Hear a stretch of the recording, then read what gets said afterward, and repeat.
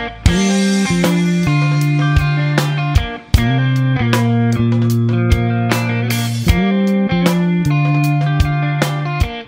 guys, welcome to another episode. This week we'll talk about masking versus filling, and I'll do my best to explain the advantages and disadvantages of each, and my personal advice where to use one over the other, because in a lot of cases they both serve the same purpose. So let's start with the most simple one, and that's filling. To use the filling tool to fill a shape with an image couldn't be easier. This is how you do it. You select a shape, and just as you would do to fill it with a different color, so you would click on the fill little pop-up, and you have colors and gradients, and here you have to fill with a pattern. So you select that, and you can see that you can click here to choose an image. So I'm gonna choose this Baker Beach image, select that, and there it is. So right now you can't see anything because it's the image is way bigger than this shape. So you have two options. You can use it as a tile, which will keep the same size of the original image and just repeat itself if needed, or you can choose the fill tool, and that way it will change the width and the height to make sure it's filling the entire surface, the entire area of the shape. So this is filling. So, right, select the fill, select the image from the finder, and there it is. As you can see, it will keep the height or the width, so it will make sure that it's filled, the whole shape, so we won't have any black bars or whatever. So this is filling. Advantage of this method is that it's quick, it's easy, it will keep your document clean. As you can see, you'll still only have that shape, you don't have any other objects. And you will keep all the other tools that you know that you are used to use on simple shapes like the shadows and borders and whatnot. So this is filling. Pretty obvious, pretty easy to wrap your head around it. And now let's do the masking. So the other method is using a shape to mask other elements. All right, let's just call it masking. The way you do this is if you want to replicate the same effects, just for the sake of comparison. So I'm gonna go to the finder and select that same image. Here it is. I'm gonna drag it to the sketch window.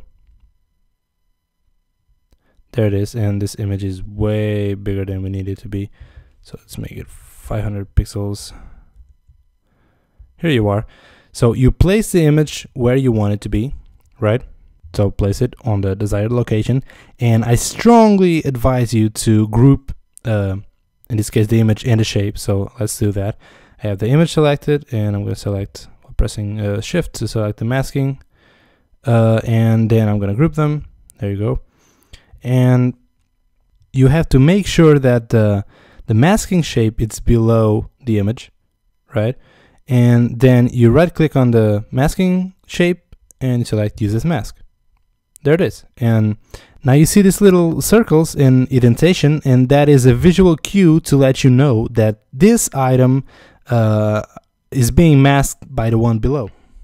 So advantages of this method. The most obvious one is that this gives you a lot of more control over the image.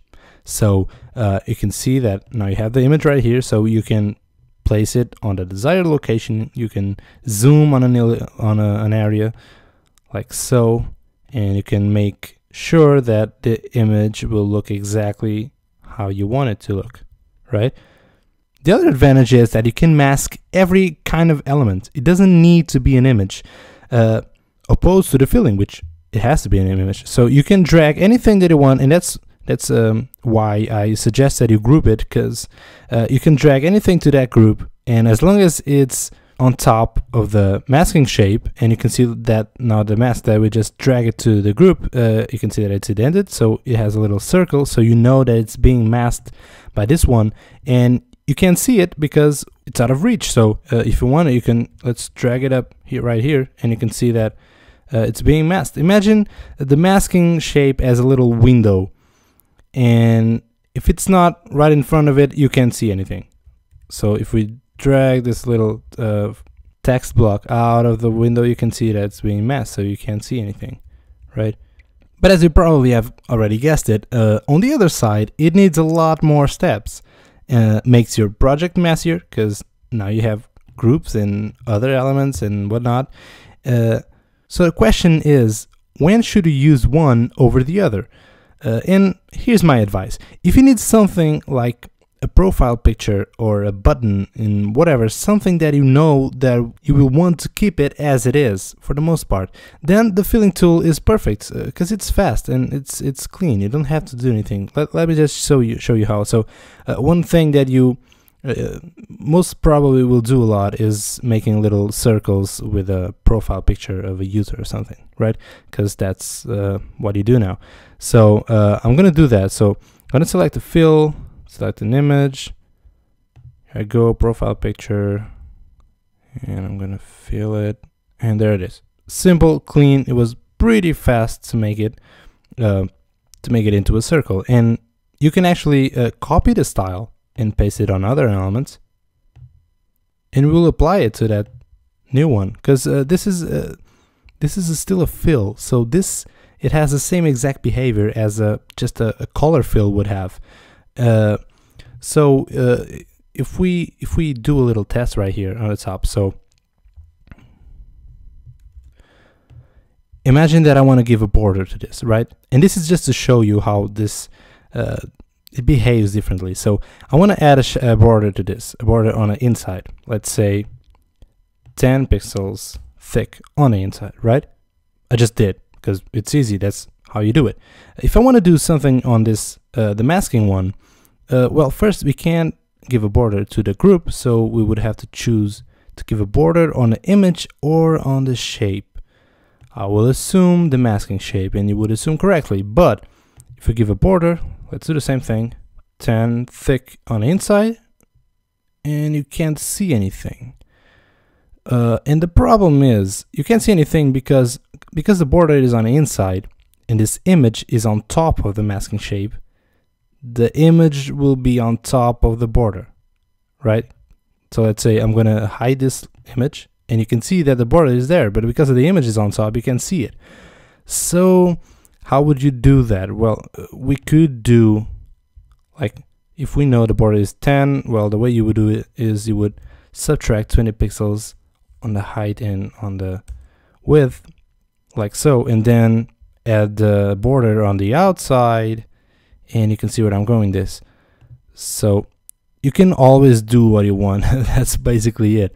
There's always a way, but this is just to show you that things are going to behave differently, and you have to be prepared, and so you won't get frustrated on the way. So getting back to the wrap up, if you want something like a profile picture or whatever, something that you know you want to keep it as it is, then the fill tool is perfect and fast. And if you need to do something like, let me say, like a cover photo or maybe a background of our apps, something like that, whether you know that you will want control over the object, then definitely use the masking tool.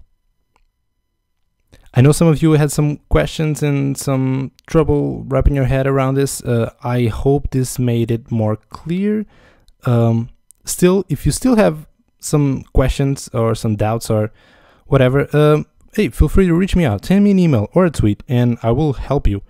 If you guys have any suggestion for a future topic, I would love to hear it, because it's always good to know what you guys, fellow dear members and friends, what do you guys want to see, because I'm doing this for you guys. So, all right, thank you so much. I will see you next week.